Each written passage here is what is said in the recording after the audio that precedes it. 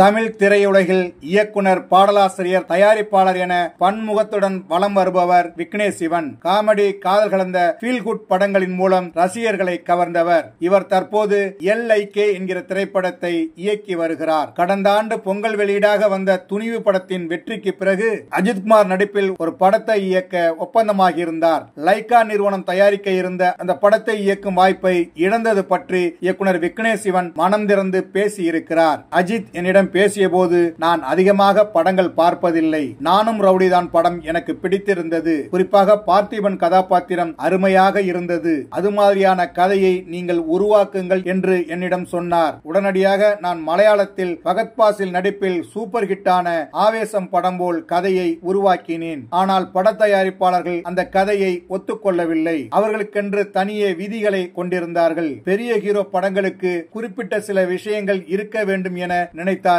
எனது கதையிலும் பல மாஸ் தருணங்கள் இடம் பிடித்திருந்தாலும் காமெடி படம் போல் இருப்பதாக சொன்னார்கள். இந்த பிரச்சனையால் அஜித் படம் கை நழுவி போனது என்று விக்னேஷ் சிவன் தெரிவித்திருக்கிறார்.